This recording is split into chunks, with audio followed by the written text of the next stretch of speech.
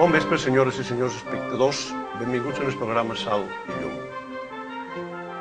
A Manacor hi ha una agrupació de ball que se diu Els Indis de Manacor, que procedeix de temps ancestral. Ha nascut dins el si de la parròquia d'Arquís Rei i actua anualment a la seva festa. Al programa d'avui volem donar a conèixer aquesta agrupació i per això hem convidat dues persones que treballen dins aquest camp d'aquesta agrupació de ball i que coneixen perfectament què és el que hi ha darrere aquesta agrupació.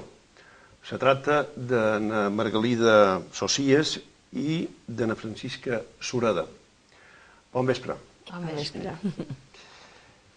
Abans volíem que me diguéssiu quina similitud hi ha amb altres grups de ball d'aquest tipus, com són els nenets, com són els cosiers i altres grups per artar també hi ha. Quina similitud hi ha amb aquestes danses? Bé, és un ball, és una dansa de figures, que vol dir que quan ballen fan una figura, igual que els cosiers, igual que els moretons. Sí, són danses rituals. Hi ha molta tradició de danses rituals, com els indis, de danses de cintes, tant a la península Ibèrica com a Amèrica. Per tant, els indis, més que ser només una realitat únicament nostra, d'una barriada de Manacor, jo crec que estan com a inserits dins un context més ampli, que és aquest context de les danses de cintes. Són una dansa ritual, però a Manacor tenim la sort que hem conservat més de danses rituals.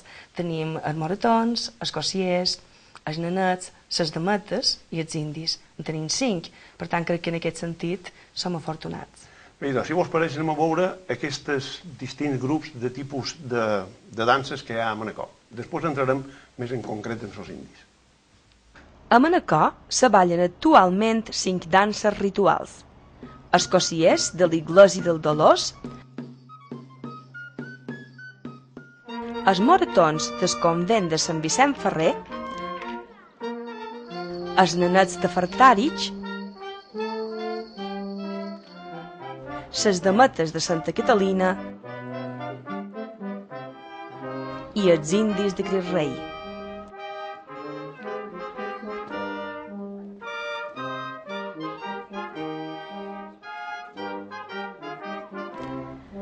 La dansa dels indis és un ball de cintes que pertany a la parròquia de Cris Rei. Són 8 balladors distribuïts en 4 parelles de nins.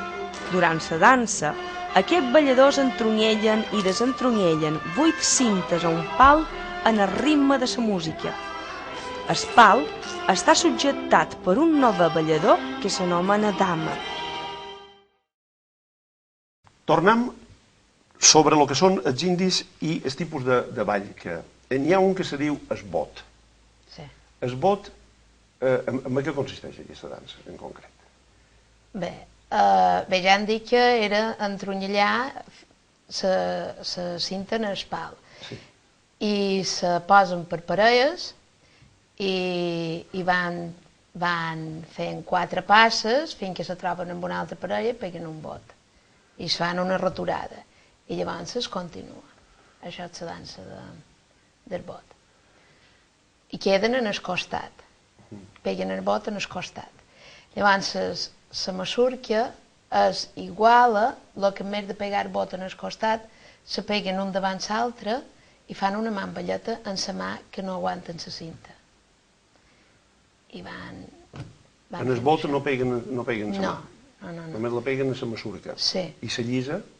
I la llisa van fent la zigue-zague sense aturar-se, en el ritme de la música. O sigui que la coreografia és diferent de les 3. Sí. La més parescuda és la masurca i el bot. Sí. La diferència de que una pegui en la mamballeta i l'altra no. I doncs, si vos pareix, anem a veure aquestes danses i així el públic els podrà distingir perfectament.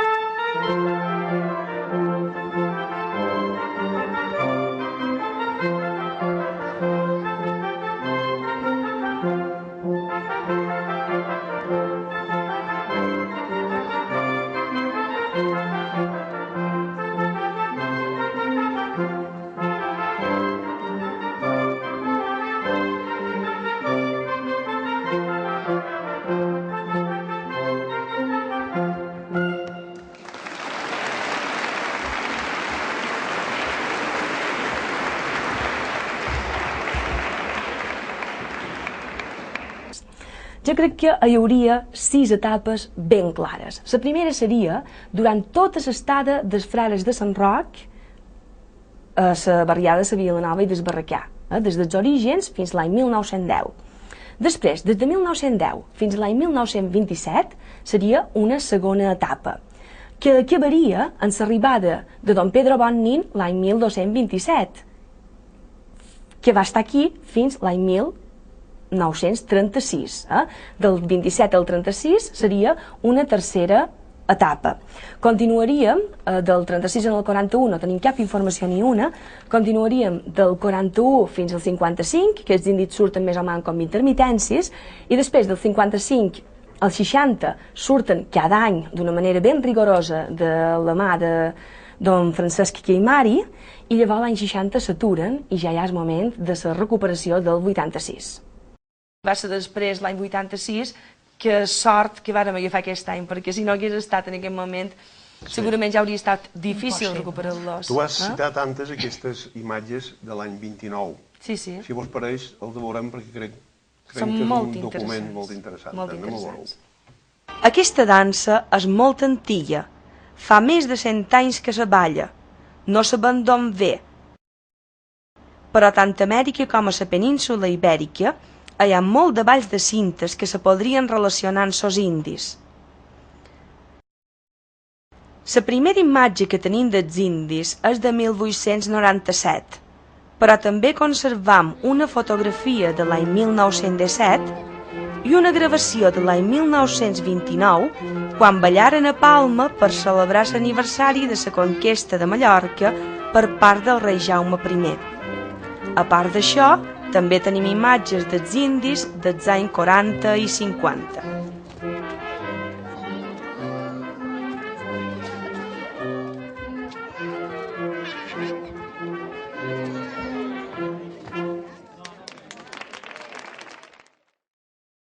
D'aquesta etapa de don Ramon Lledó tenim unes imatges que ell mos parla d'aquell començament. Anem a escoltar-lo. Jo, els anys que vaig a Manacor, jo vaig venir a Manacor l'any 82, per febrer. I bueno, a distintes persones sentia parlar dels indis, com una cosa que s'havia perdut, que un temps se ballaven per la festa de Crit Rei, d'allà de Sant Roc, i sentia parlar d'això, i clar, a l'església gran hi havia els cossiers, en el convent els moratons, que encara s'anaven ballant, i pareixia una peça perduda i que era part del patrimoni cultural i religiós de Manacor. I en aquest sentit, un va començar a sentir coses, ja justament, i aquí hi havia els indis, i ara no hi són, i fa molt d'anys, i tal i qual. I així, a partir de converses, jo a un moment determinat vaig pensar si hi hauria possibilitat de recuperar-ho. Un altre rector que també va impulsar molt els indis va ser don Jeroni Llambies. Com recordeu l'etapa de don Jeroni Llambies? Ell va estar pràcticament... Sí, ell va estar 20 anys.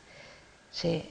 Bé, ell mai sempre ens va ajudar. Si qualque pic, fins i tot en els assajos, si hi havia qualcú que fallava, això, aguantava el pal. Sí, no mos va plànyer mai res, sempre mos va afavorir molt totes, fins i tot això de fer un obsequi en els indis després d'haver ballat, això, com a palla, un obsequi humil, però potser era un compàs, o era en aquell temps un llibre, i bé, els fèiem aquest això, i el va ser que... També tenim unes paraules d'en Jeroni Llambies, anem a escoltar-lo. Aquesta dansa se balla amb motiu de la festa de Crit Rei, on ha passat a ser ja una tradició. Surten els balladors el divendres cap vespre, van per diferents carrers de la barriada, van alternant els balls, i hi ha bastanta gent que els segueix. De cada vegada hi ha més gent que s'apunten els infants a seguir els balladors de la dansa pels carrers de la barriada amb motiu de la festa de Crit Rei. Però també llavors tornen a dansar el dia de la festa, que és els diumenges cinquè, 5 diumenges abans de Nadal, i ballen a la missa introduint a la processó d'entrada. Feien la processó d'entrada en els indis, una vegada arribats davant l'altar fan els dos balls i llavors se'n tornen en la processó, en la dansa de la processó. Els documents que han trobat diuen que és una xaranga que se passejava d'una companyia que se passejava per Manacor durant el segle XIX i que la van agafar d'aquí. Però, clar, en aquell moment, així com està documentat, és molt poc científic. Vull dir que no sabem de bon ve, realment. Però bé, és el nostre llei va. En Ramon ens va suggerir la idea de tornar als temps passats, perquè això feia molt d'anys que havia estat als indis. I va dir, què vos pareix si tornaven a recopilar el que d'anys anteriors? I van dir sí, i vam acordar, com que a Cris Reis tampoc no hi havia molt de salons en aquell temps, estava tot, bé, no hi havia molt de puestos, ara sí, ara és nou, i van dir, i doncs anirem a aquestes macineres, que és el puesto més a prop. Quan vaig acabar ja de ballar, que trobava que ja era massa gran per ballar, pues vaig continuar veient la festa des de fora.